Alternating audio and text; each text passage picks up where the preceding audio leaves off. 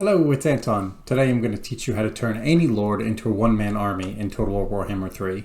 I have analyzed every legendary lord, every defeat trait, and every item in the game to show you how. Let's start with the basics. What makes a good one-man army? You have to both deal enough damage and take little enough damage that you get army losses against the enemy. We'll start with the dealing damage aspect. Ideally, you'd want a lord that either does damage to multiple units at once or has access to a very powerful lore of magic, or both. Both. Malice Darkblade, for example, has abilities that target multiple enemies, and Archaon the Everchosen has a very powerful lore of magic. This makes both of them really good candidates for one-man Doomstacks. The other part of the equation is not taking damage. This means either having high armor or having good resistances, or both. Both is good. The first and most powerful type of resistance is ward save. This reduces damage from all sources. The next type of resistance is physical resistance. This works against all non-magical attacks, but does not work against magical attacks or spells. The third type of resistance is spell resistance. This is what it sounds like. The fourth type of resistance is missile resistance, which means any ranged attack. Finally, we have fire resistance, which works against flaming attacks and against fire spells. It's worth noting that resistances stack. So if you shoot Astrogoth Ironhand, for example, with a flaming arrow, he'll take 50% less damage from that because he has 15 missile and 35 fire. Resistances you get throughout the game are not fixed. There are two ways to improve your stats. First one is through equipment, and the second one is through traits. To show the effect of equipment, I'm going to use Grumbrindle the White Dwarf. If you take away his equipment, you'll see he has 10% physical resistance, 25% missile, and 35% spell resistance. When you add his equipment back on, suddenly he has a plus 10% ward save, 25% physical resistance, 25% missile, and a whopping 60% spell resistance. And remember that these are additive. So for spells, for example, this 10 adds to the 60, so he's actually 70% spell resistant. Different races are going to have access to different types of equipment. For example, Grumbrindle here has access to character runes, which is unique to the dwarfs. On top of that, if your lord's a spellcaster, you'll be able to equip 5 items. But if your lord isn't, you won't be able to equip an arcane item. I have 4 generic items here that will work to improve the stats of any lord that you want, and they're usable by every race and by every type of lord. Some races, lords, characters might get better equipment than this, in which case, feel free to use that instead. But for armor, you can get the Armor of Destiny. This is, in my opinion, the best generic armor in the game, with 6 armor, 10 physical resistance, and 10% ward save. For weapon, I think the best one is the Obsidian Blade, which is extra armor, piercing damage, and weapon strength. For the enchanted item, I like the Terrifying Mask of E, because it causes fear and terror, which helps a lot against large numbers. And for talisman, I like the Talisman of Preservation for 16% ward save. Now, obviously, even if you have these two combined for an extra 26% ward save, it's still not a huge percentage of the damage that you're stopping. In order to get that, you need the final piece of the puzzle, which is traits. Whenever you defeat a legendary lord, you gain some bonus from them. For example, Azazel here has defeated Throt the Unclean, which gets plus 10% hit points. You can also get traits throughout the game based on actions that you take. For example, Azazel spent multiple turns in March stance, and so now is able to go further. There are many of these traits that don't explicitly help in combat, but will help you when building your one-man army. But there is one problem with traits. You can only have 40 on a particular lord, and there's far more than 40 legendary lords. So, which ones do you pick? I analyzed every defeat trait in the game, come up with my list, and here's what I came up with. First off, you have your non-defeat traits. These are things that you're going to get anyway, so you might as well account for them when you're building your one-man army. First, you have 3 things that buff your movement range. Campaigner, where you fight away from the capital. Taskmaster, where you're in marching stance multiple turns. And Sea Legs, where you have multiple turns at sea. This will help a lot when collecting defeat traits. Also recommend Executioner, where you execute captives multiple times, because that will hurt enemy leadership in your battles. If you fight many battles with high casualties, eventually you can get up to 20% hit points, which obviously helps a lot. And then Fearless, Attacker, and Defender give you a little bit of leadership bonus and one other small stat boost. Now we get to the complicated part, which is the defeat traits. I have here a list of the 30 best defeat traits for you to get a lord when you're trying to turn them into a one-man army. Some of them are hard to get, some of them are relatively simple. As a reference, I made this map here to show you where they're all located. Obviously, the order that you get them is going to depend on which faction you choose, where you start on the map. Based on how far apart you are, you can see why I recommend getting movement range with some of your non-combat traits.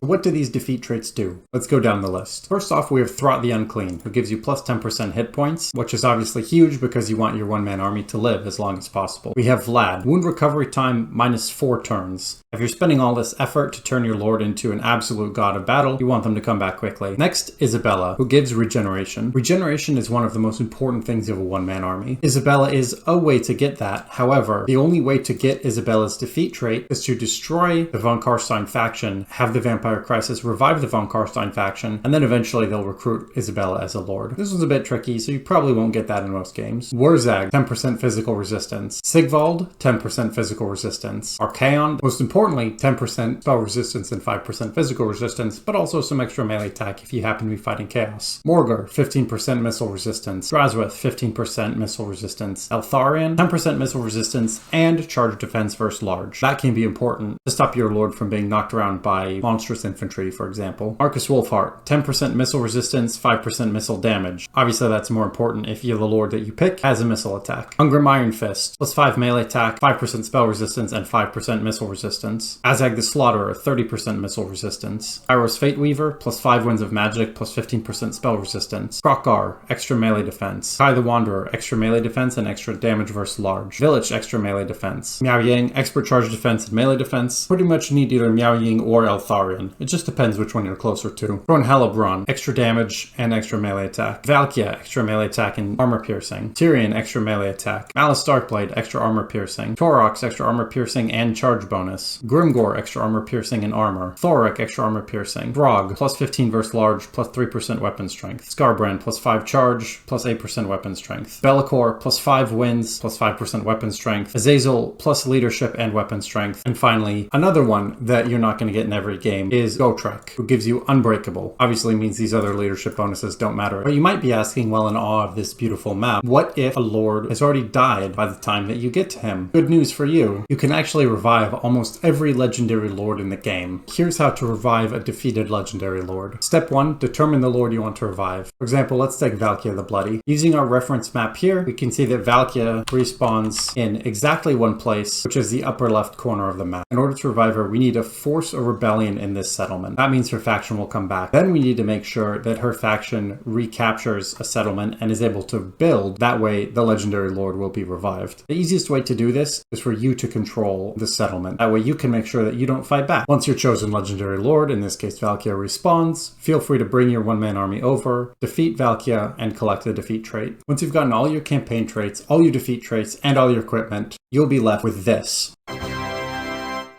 And remember that these are additive. So let's say you take a physical missile attack. You would resist 55 plus 35 plus 26% of it, which would be 106% of damage. Now, unfortunately, only up to 90% matters because you can only block up to 90% of damage. But still, now you might not build exactly like I did in this. Maybe you're playing Cathay and you got better items through trade. Or maybe your legendary lord has some unique equipment which does better. But hopefully this has shown you the general framework of what a one-man army is, how it works, some of the best defeat traits to get, and the methodology for figuring out exactly how to build it. In order to prove that this method works for any lord, I asked the Legend of Total War Discord community what the worst possible lord would be to be a one-man army. We want a lord with relatively poor stats, including leadership, no lore of magic, no innate resistances, and who doesn't do damage against multiple enemies. Enter Queek Headtaker. In terms of a one-man army, Queek Headtaker is, for lack of a better word, garbage. He has reasonable armor, okay leadership, but he's quite slow, doesn't have much weapon strength, and only has innate missile resistance. On top of that, even though he does armor-piercing weapon damage, he has no way to actually fight more than one unit at a time. Let's give it a shot. The first thing I did was unite my local area. I made my way north to get Wurzag's defeat trait, then I headed east to get the defeat trait for Drazwith. While in the east, I happened to run into Archaon and Nikai the Wanderer, so I picked up both of their traits. I moved a little south to get the trait from Zhao Ming, then headed back west to get the defeat trait from Grimgor Ironhide. After that, I moved back up to the north to take out Vlad, Azazel, and Throt the Unclean, and I happened to pick up Throg along the way as well. I then started on the path to Ulthuan to get some of the defeat traits there, when I ran into Bellicor and took him out. By this time, I also had the attacking and individual battle bonuses I mentioned earlier. Unfortunately, I'd also picked up some other traits, like for victory multiple times over a race, or present in regions during construction. Obviously, most of these aren't going to help me in terms of a battle, and unfortunately, when I defeated Bellicor, that filled up my last trait slot. So, since the endgame crisis was the Black Pyramid, I thought I'd test out Queek to see if Queek alone could take out this entire full stack garrison. Now, at this point, Queek does not have the full stats that I wanted because we filled up on traits, but he does still have 26% ward save, 15% physical resistance, 40% missile, and 50% spell resistance. Plus he does cause fear. And I have this item which gives me regeneration because I couldn't get Isabella in this game. And here's how that battle battle went. Queek is a siege attacker, so I started off by deciding to go after the gate, but quickly thought that it would be faster to go up onto the wall. We were fighting 1,532 opponents, and the only other option I had other than Queek was my Menace Belows. He had quite a few abilities, mostly from his specific items that I had gotten, but you can see he was pretty quickly stuck on the wall. He doesn't have the mass to push through. Now, it's worth noting I still count this as a one-man army even though I have the ability to use the Menace Below, and that's simply because it is an asymmetrical game. I don't expect you to not use, for example, your ship as a Vampire Coast. But Queek is there continuing to fight. You can see he's not taking very much damage, and with those artillery shots hitting him, you can really see the value of the missile resistance. He basically tanked that to the face, and it did more damage to the enemy troops than to him. That is often a big part of these one-man armies, is using your opponent's strength against them. In this case, with 300 enemies down, the balance of power bar still is looking very, very bad, and Queek has still not been able to get off the wall. Obviously, in a siege battle, you have the option of capturing a point, but if this were a field battle, I would just have to fight until the enemy was defeated. The Tomb Kings are also able to spawn units, so they were starting to do that. And Queek, you can see, is fighting just one unit at a time over and over and over again, but he still has almost 400 kills. In this particular battle, the most important key to Queek surviving is his insane physical missile resistance combination. So when you build your one-man army, it's important to know that not dying is more important than doing damage, because even someone like Queek, who does damage very slowly, is still able to output a lot because he just isn't dying. I've now used my regeneration, and I was starting to get worried around this point because there's still a lot of enemy troops. The balance of power bar does not look good, and I really didn't want to use my Menace Below. In a corner like this was actually really convenient for Queek to fight because he was now taking less damage. I didn't plan that, but it is something that you can try to do depending on the map and the situation that you're fighting in. You've seen me do a little explosion spell a couple times with Queek. That doesn't do very much damage. It's really just designed to push enemies away to allow Queek to escape, but I'm using it so that I'm taking a little bit less damage as Queek is just hitting one unit at a time over and over again. With fewer than 500 troops left, I was starting to feel pretty confident about the win because the enemy artillery was running out of ammunition. A lot of the enemy started to lose leadership, and because they're Tomb Kings, they started to dissolve, and Queek just continued to tank everything like a boss, getting down to about 3/4 health, and then finally being able to move on to the missile units. Queek doesn't have enough mass to push through to fight these units early, which ideally you would do if you had a lord that was capable of it. With that unit of chariots down, it just was a question of clicking on the closest thing, and we got army losses. You can see here Queek got 778 kills, so half of the damage done was from crumbling and from enemy artillery. Again, using the enemy strength really important. And that's how I turned one angry rat into one-man army. And now that you've seen this video, you can do it too with whoever your favorite lord is. If you do, let me know in the comments who you picked. Thanks so much for watching this video. If you want to support the channel, go to patreon.com/AntonBgaming. The resources from this video are going to be there, and of course it does help me make regular content like this. Thanks to my existing Patreon supporters, and feel free to check out another video right here.